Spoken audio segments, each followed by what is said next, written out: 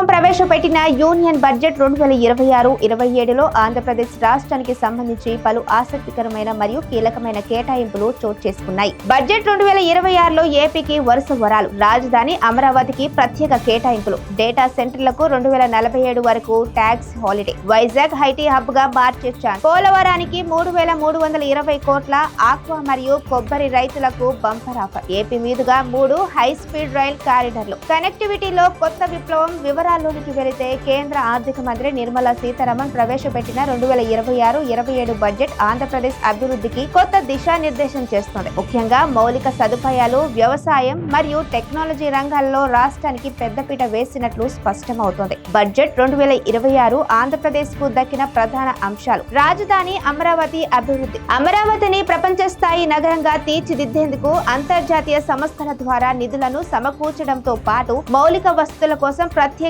గ్రాంట్లు కేటాయించారు. డేటా సెంటర్ల విప్లవం. విశాఖపట్నాన్ని టెక్ హబ్ గా మార్చేలా డేటా సెంటర్లకు 2047 వరకు ట్యాక్స్ హాలిడే ప్రకటించారు. ఇది గూగుల్ వంటి దిగ్గజ సంస్థల పెట్టుబడులకు బాటలు వేయనుంది. కోకో మరియు కొబ్బరి సాగును ప్రోత్సహించేలా నేషనల్ కోకో మిషన్ ద్వారా 40% సబ్సిడీని ప్రకటించారు. ఆక్వా రైతులకు రొయ్యల మేతపై దిగుమతి సుంకాన్ని తగ్గించడం పెద్ద ఊరట. దేశవ్యాప్తంగా ప్రకటించిన 7 హై స్పీడ్ రైలు కారిడార్లో 3 కారిడార్లు హైదరాబాద్, బెంగళూరు, హైదరాబాద్, చెన్నై, ఆంధ్రప్రదేశ్ మీదుగానే వెళ్లనున్నాయి. Mining and industry.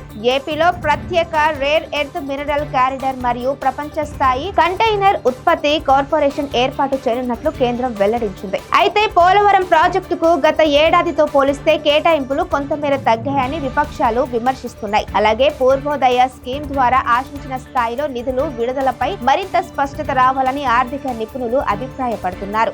ఏది ఏమైనా ట్యాక్స్ హాలిడేలు మరియు హై స్పీడ్ కారిడార్లు వంటివి అమల్లోనికి వస్తే ఏపీ ఆర్థిక చిత్రం పూర్తిగా మారిపోయే అవకాశం ఉంది. బడ్జెట్ అమలు తీరుపై రాష్ట్ర ప్రభుత్వం మరియు కేంద్రం మధ్య సమన్వయం ఎలా ఉంటుందో వేచి చూడాలి. మరిన్ని బడ్జెట్ విశ్లేషణల కోసం చూస్తూనే ఉండండి BTJ న్యూస్.